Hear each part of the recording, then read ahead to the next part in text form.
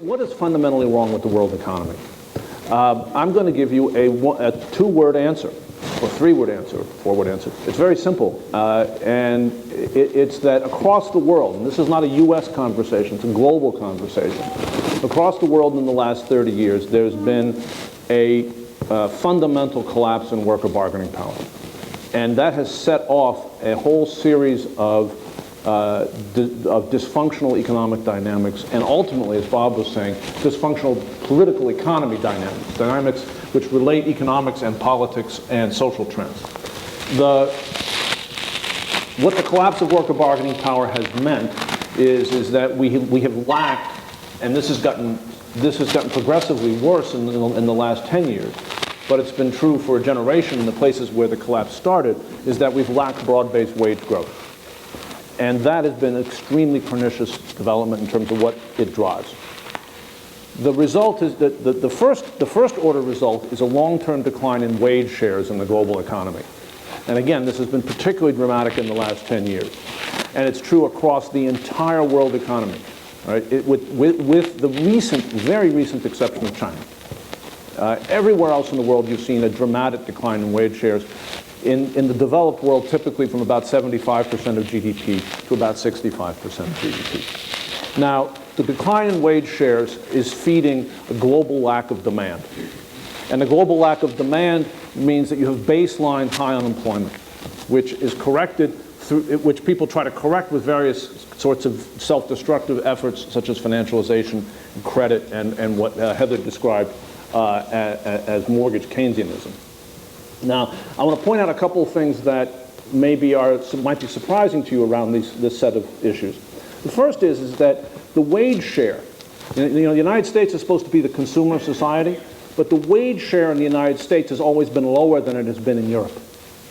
Right? And it's declined in both the United States and Europe. It remains lower in the US than in most of Europe. But it's lower still in the developing world. And that's true across all the major economies in the developing world. Right? The trend line is bad everywhere. So, now, secondly, the type of, and I'll just a brief note on this because I think it's going to come up what Barry's going to say. Something that may not be known to you all is that this is associated with concentration in business. So that small business is actually less significant in the United States than it is in much of Europe, particularly in France. Something, again, that I think people may not know.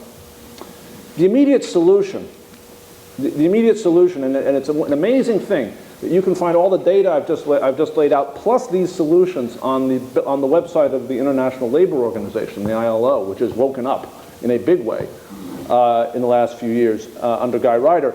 The immediate solution is really twofold. And it's a global issue, and it is with the revival of collective bargaining and the revival of real minimum wages. But I think the challenge here is to understand that what I've described is kind of a straight line through a three-dimensional world. And the three-dimensional world involves larger policy structures and larger macroeconomic dynamics that make what I just described in terms of a policy solution very difficult, if not impossible. And those three things are the structure of tax, trade, and financial regulation worldwide to push economies away from wage-led growth and toward dominance by financial capital. Now, if you want to take on these battles, if you want to take on the fights of restructuring the global tax regime, particularly around corporate tax, of redefining what trade looks like in a globalized world, and of reining in finance, you need a political and economic context where it's possible to do it. Sequencing is really critical here. And by the way, it's not just on these three issues. It's on the fundamental issue of addressing climate change in a world of resource limits. These things are only possible in a political context that is different from one of permanent mass unemployment and permanent despair about both economics and politics. And so the first move has got to be to create jobs and to tighten labor markets. And that's just not just the first move economically, it's the first move politically. Now, if you think about that, and this is my final point, if you think about that in the context of a global problem, this is not a U.S. problem, although it will sound very familiar because the U.S. in many respects for a generation has led in creating it. But it is now not just a U.S. problem, it is a global problem. And the solution that is being offered, and unfortunately being offered by governments on both sides of the Atlantic and around the world, is we should all export. And the question is, at least until we can export to Mars, who are we going to export to? The way out of this trap, and it is a very serious trap because the strategic response, the strategic response to that strategy when everyone adopts it is a race to the bottom in wages. Sometimes disguised through a race to the bottom in currency and other things, but it's fundamentally a race to the bottom in wages. The way out of this is that there's got to be more demand, but it's got to be more demand coming from societies that are not ramping up and accelerating our ecological crisis.